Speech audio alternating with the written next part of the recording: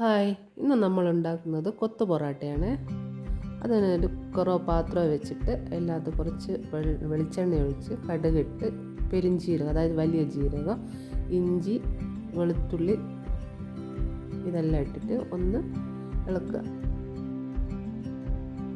അതിനുശേഷം കുറച്ച് വലിയ ഉള്ളിയും പച്ചമുളകും ചേർത്ത് ഇളക്കുക. പിന്നീട് ഉപ്പ്, തക്കാളി, മഞ്ഞൾപ്പൊടി, മുളക് പൊടി,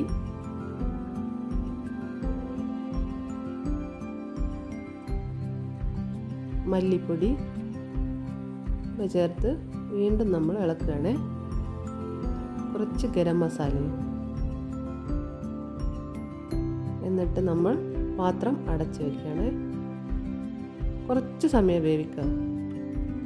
നമ്മൾ ചിക്കൻ എടുത്തിട്ട് വേവിച്ചിട്ട് ഒന്ന് ക്രഷ് ചെയ്യാം.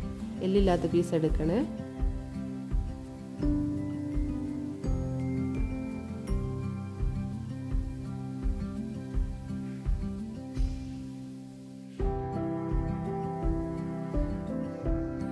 അത് നമ്മൾ വീണ്ടും ഈ ഉള്ളീൻ്റെ അകത്തേക്ക് ഇട്ടതിന് ശേഷം ഇളക്കുക.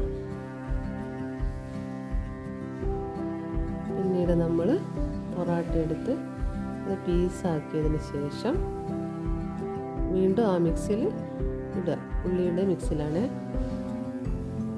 അതിനകത്തേക്ക് കുറച്ച് കറിവേപ്പിലയും മല്ലിയിലയും ഇടണം. എൻ്റെ കയ്യിൽ ഇല്ലാത്തത് കൊണ്ട് ഞാനത് ഇട്ടില്ല.